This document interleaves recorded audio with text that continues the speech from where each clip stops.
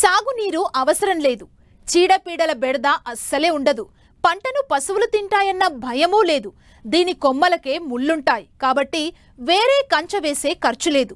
మొక్కలు నాటిన 3వ ఏడాది నుంచి కాయలు కోసి అమ్ముకోవడమే. కోత కూలి తప్ప మరే ఖర్చు లేదు. సుదీర్ఘకాలం ఎంచక్కా పంట తీసుకునే ఉండొచ్చు. మొత్తంగా ఖర్చు లేని పంట. ఇంతకీ ఈ పంట పేరు చెర్రీ. అదేనండి, వాక్కాయ. ప్రకాశం జిల్లాకు చెందిన ఓ రైతు ఈ పంట సాగు చేపట్టి తోటి రైతులకు మార్గదర్శకులుగా నిలుస్తున్నారు.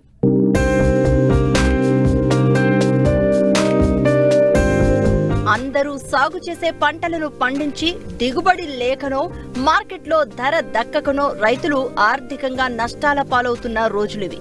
అయితే కొండంత ధైర్యంతో కొత్త పంటలపై దృష్టి సారిస్తూ చక్కటి ఆదాయం పొందే రైతులు కొందరే.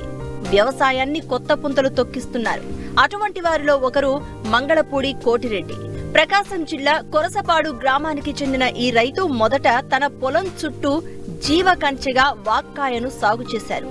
దీన్నే కరోండా, కలిమికాయగా కూడా పిలుస్తూ ఉంటారు.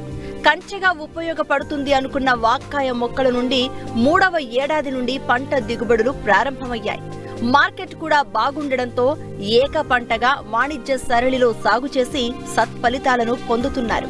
మేము ఈ చెర్రీ పంట 24 సంవత్సరాల నుంచి సాగు చేస్తున్నాం. ఫస్ట్ చేనుకి బౌండరీ క్రాప్ కంచిగా వేసాం.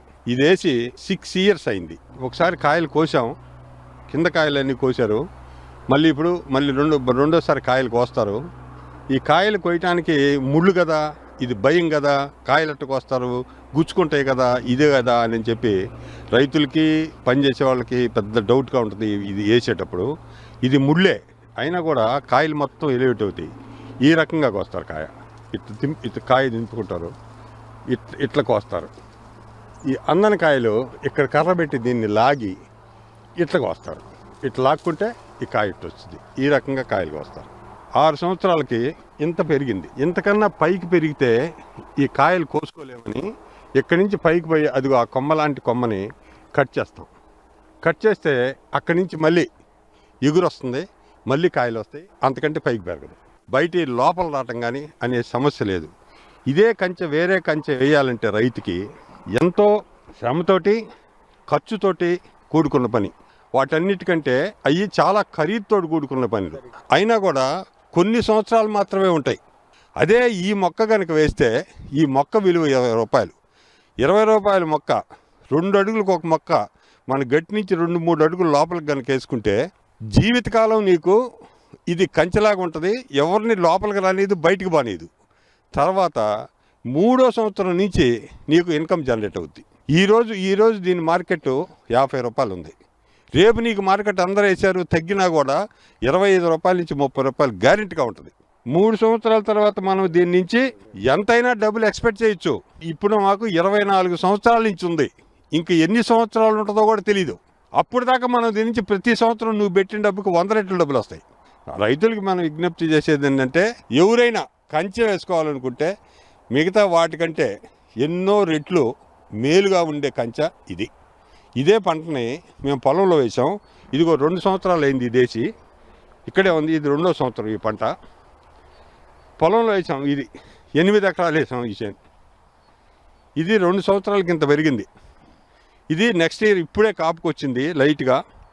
వచ్చే సంవత్సరం నుంచి ఈ చెట్టు ఈ సైజుకి వచ్చి ఇంకా బాగా కాయలు కాస్తుంది. కనీసం 5-6 కిలోలు చెట్టుకి 5-6 కిలోలు గ్యారెంటీగా నెక్స్ట్ ఇయర్ కాయలు కాస్తాయి. ఇది 2వ సంవత్సరం కాయలు. మామిడికాయ మనం పచ్చడి పెడతామో అదే రకంగా దీన్ని పచ్చడి పెడితే చాలా బాగుంటుంది. చాలా మంచి, దీంట్లో సిట్రస్ కంటెంట్ కానీ మంచి విటమిన్స్ ఉన్నాయి. ఇది చాలా ఆరోగ్యానికి మంచి కాయ. ఈ పంటకు పెట్టుబడి తక్కువ, ఆదాయం ఎక్కువ. మార్కెటింగ్ మొదట్లో ఇబ్బందిగా ఉండేది. అయితే 3-4 ఏళ్లుగా కలకత్తా నుంచి వ్యాపారులు వచ్చి నేరుగా కొనుగోలు చేస్తున్నారు. దీంతో వాణిజ్య పంటగా సాగు చేస్తున్నారు రైతు. ఈ పంట వేసిన పొలంలో ఏడాదికి 2 నెలల్లో మాత్రమే పని ఉంటుంది. మిగతా సమయంలో ఇతర పనులు చూసుకునేందుకు రైతుకు వెసులుబాటు ఉంటుంది. ఇంతకు ముందు దాకా మేము అక్కడక్కడ మార్కెట్ అంతా చూసుకుంటూ చేసాం. ఈ 3 సంవత్సరాలు 4 సంవత్సరాల నుంచి కలకత్తా వాళ్ళు ఇక్కడికి వచ్చి వాళ్ళే ఇక్కడ ట్రీట్మెంట్ చేసుకొని తీసుకొని పోతున్నారు. మనం మార్కెట్ మనమే వాళ్ళకి అమ్మేసాం కాయలు, వాళ్ళు తీసుకెళ్తారు కిలో ఇంతని, వాళ్ళు తీసుకొని పోతున్నారు ప్రాసెస్ చేసుకొని. కాయలు తీసేసి గోతాలు వేసుకొని 20 టన్నుల 30 టన్నుల అయిందాక.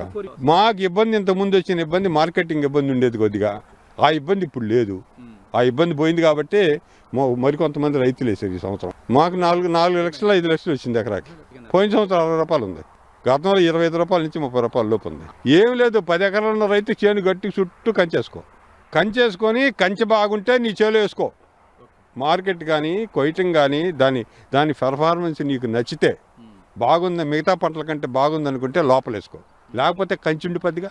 అదే కంచి నువ్వు వేరే కంచి వేయాలంటే 2 లక్షల రూపాయలు అయ్యే ప్లేస్లో ఇది 30,000తో అయిపోద్ది. దాని నుంచి ₹1 కూడా నువ్వు ఎక్స్పెక్ట్ చేసే పని లేదు. దీని నుంచి 3వ సంవత్సరం నుంచి ఎంత ఎక్స్పెక్ట్ చేయొచ్చు. రూపాయి వచ్చుద్దనో, ₹10 వచ్చుద్దనో, ₹100 వచ్చుద్దనో ఎక్స్పెక్ట్ చేసుకోవచ్చు. అందుకని ఏ రైతుకైనా నేను చెప్పేది 10 ఎకరాలు ఉన్న రైతు కానీ, ఎకరం ఉన్న రైతు కానీ ముందు కంచేసుకో. ఈ కంచె నీకు బాగుంటే పొలంలో వేసుకో. మాకు ఉంది కాబట్టి మేము పొలంలో వేసాం. నీకు బాగలేదు, కంచె అయితే ఉండిపోద్దిగా. 2 లక్షల కంచెలో 20 ఏళ్ళుగా మేము చూస్తుంది, 1,80,000 కంచేయడానికి మిగిలిపోయిందిగా. అది జాలుగా. అక్కడి నుంచి నువ్వు వద్దన్నా కాస్త అయ్యి డబ్బులు వస్తాయి. దాన్ని బట్టి నువ్వు బాగుంటే నువ్వు పొలంలో వేసుకో, లేకపోతే తీసేయి. కంచె అయితే ఏర్పడిపోయిన జీవితకాలం ఇంకేరే కంచె అవసరం లేదు.